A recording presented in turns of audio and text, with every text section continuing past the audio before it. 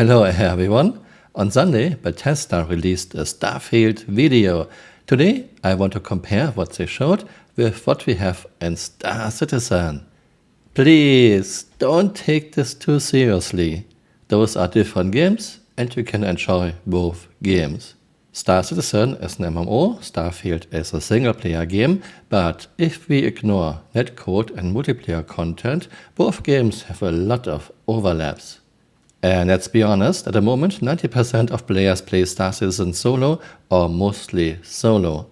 And of course, Star Citizen is still in alpha while we cannot play Starfield yet, we only have Bethesda's video from Sunday.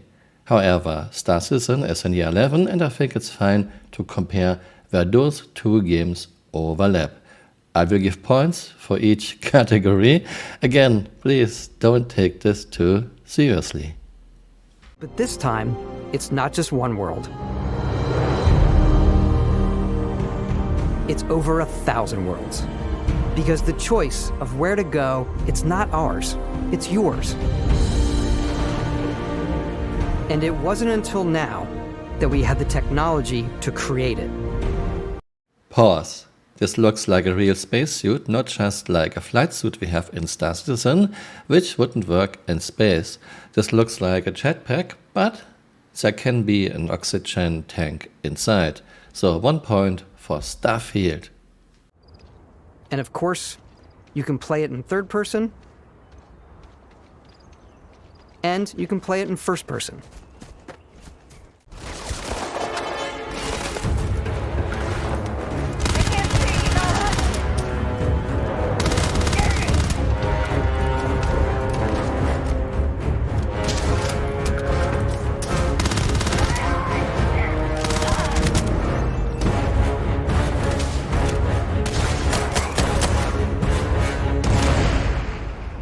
Pause.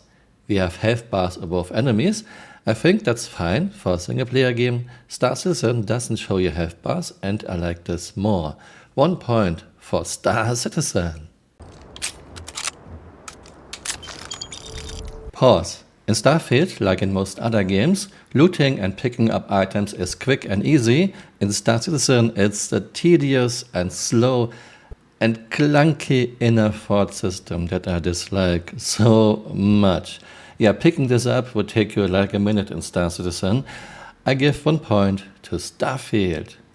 We do love stuff and all of the items allowing you to pick everything up. In Star Citizen, in year 11, we can only pick up a very few items, a dev flagged. Most items we cannot manipulate. Most items don't even react to bullet hits. So 1 point for Starfield. This is your star map. It starts with the planet you're currently on. You can see all of its info and resources. You can choose a landing spot or fast travel to known locations. Backing out further, you can view all the planets in the system. Obviously, the game is big, and it's here you can see planets that have key locations, missions, or life on them, versus the many planets that are barren but resource heavy. Zoom out even further to see all the systems in this part of the galaxy. Here you can plot a course to ones that are light years away. This uses your ship's grav drive to fold space and jump to these systems. Okay, let's be honest. Star Citizen's star map is a piece of shite. Even Todd Peppy knows this, even Todd Peppy is working on a new one. So far, nothing materialized in year 11. I have to give 1 point to Starfield. You start your character creation journey as though you're cycling through employee records. You'll pick from a lineup of 40 presets, and that'll be your starting point. Your journey from there can be as detailed or as quick as you want it to be. This new system has more to offer than ever before. It's also the simplest character generation system we've ever had. We let the player get as close as possible to make whatever they want. With the various facial morphs you can blend together, the dermesthetic and makeup, blemishes, scars, piercings, teeth settings, it's a lot, but I think it's the most fun to use. Your character, no matter if it's a single player game or an MMO, is one of your most important things you want to do right. And in year 11 we have very limited choices in Star Citizen. We cannot have slim characters, we cannot have fat characters, we don't even have long hair yet. And CRG's character customization tool is clunky, slow, not great, and you are very limited. So this is clearly 1 point for Starfield. From the way we approached planetary atmospheres to the way we placed biomes based on the planet's distance from the sun. In Starfield, a planet or moon is hot or cold depending on distance to the sun, which makes total sense, of course. In Star Citizen, a planet or moon is as hot or cold as CRG wants it to be, totally ignoring how far away the sun is. See, for example, Aberdeen, which is very hot for no reason. 1 point for Starfield. Every spaceport has a ship technician where you can purchase, sell, and modify ships. Anything I can help you with? Maybe you start off with a speedy fighter that's perfect for bounty hunting. Then you might round out your ship roster with a hulking space freighter to run cargo missions, or even do a little smuggling. For now, though, we're going to take our starting ship, the Frontier, and make some changes. You can customize and upgrade everything you see here, and you have 2 ways to do that. You can quickly upgrade individual systems like your weapons or shields, or you can deep dive and enter the shipbuilder mode. Here you can change anything, from the systems to the look and layout. Adding a new habitat module can give you more room for crew. Adding cowling can change your ship's overall silhouette. An improved grav drive allows for longer distance space jumps. You can even fully customize your paint job to get the exact look you want. In Star Citizen, we can only change weapons and components, and even this is not that great anymore because in 3.14, August 2021, almost 2 years ago, CRG normalized most guns and component stats. They are pretty much all the same now with very little differences. And we still don't even have modularity in Star Citizen. CRG showed a video in 2015, 8 years ago, not in the game yet. And Chris, where are the hex codes? So this is clearly a point for Starfield. Ready to lift off when you are, Captain. Engines ready. The Frontier is fueled and ready, Captain. Some of the members of Constellation can join you on your journey. These companions can serve on your crew, and they'll always be there when you travel. We'll be traveling together until we either find an artifact or this lead runs dry. Each companion comes with their own valuable skills for your ships and outposts. Starfield has believable NPCs instead of brain-dead AI that is repeating the same sentences over and over, stands on tables and seats, and is just T-posing. Clearly 1 point for Starfield. We've extended that sense of control to ship combat. It's not about just hitting your triggers to fire your weapons. It's a complex dance between your piloting skills and our power allocation system. Boosting power to your engines will make your ship faster. Powering up the grav drives will shorten the amount of time it takes before you can make a jump.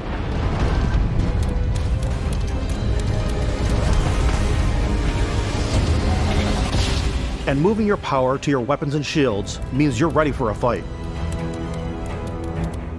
You should always be on your toes because you're not alone out there.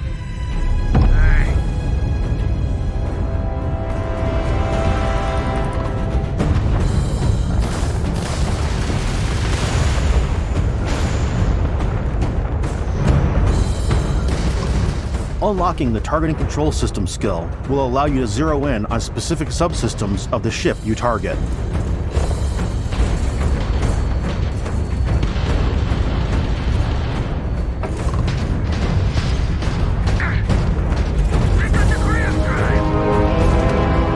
After destroying an enemy ship, you can loot the remains from your cockpit. Ship combat in Starfield looks a bit on the arcade side, which is fine for a single-player game, and we don't know how master modes in Star Citizen will be. Still, I give 1 point to Star Citizen for ship combat. But you can also take a more personal approach by docking with the enemy vessel and boarding their ship.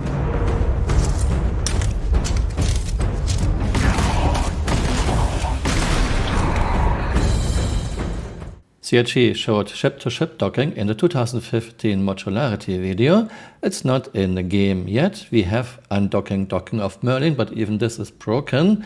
So clearly 1 point for Starfield. With the help of your scanner, you'll chart the uncharted and discover exotic wildlife. If you have the skills, you can even figure out that certain creatures and plants, you can build an outpost and produce resources from those plants and animals. Starfield has real fauna and not some faked videos CRG made specifically for CitizenCon 2017. Chris, please, stop the fakes, give us real fauna. Clearly 1 point for Starfield. Outposts can be built almost anywhere on any planet. And the habitat modules come in all shapes and sizes, filling all different purposes. You can even live in them. Assign crew and companions to work at your outposts for added bonuses and set up extractors to harvest resources while you're away. You can build outposts in Starfield, and I had so much fun building outposts in Fallout 4. Since this is a Bethesda game, I guess it will be very easy to do, and there will be lots of variation. Star Citizen gave us a Pioneer in 2017 in concept, still not in the game, and if you ask me, it won't be in the game in the next 4 to 5 years. Clearly 1 point for Starfield. Mod your weapons to adapt them to your playstyle. Different weapon sights and scopes, larger magazines, a selection of grips and barrels, different ammunition like explosive rounds. All you stealth players out there will surely need a suppressor. You can also choose to go hands-on with melee weapons. We can customize weapons in Star Citizen 2, but it's done on the weapon itself. To be honest, I prefer a good UI like in Starfield for this. And in Star Citizen, we cannot change what type of bullet we want to use. We don't even have something like hollow point, full metal jacket or armor piercing in Star Citizen yet. So this is a point for Starfield. Let's not forget that Star Citizen is still in alpha in year 11. A lot will change in Star Citizen in the years to come, and of course Starfield is not out yet. We only have Bethesda's video, but my final score is Starfield 12, Star Citizen 2. At first I thought, okay, let's make this funny video comparison between Starfield and Star Citizen, but doing this clearly shows what is still missing in Star Citizen in year 11. There's a lot to do, Chris. And once again, please don't take this too seriously. We can enjoy both games and we can have fun in both games. Let me know what you think in the comments below and see you next time. Bye. Auf Wiedersehen. Okay, let's try the big elevator.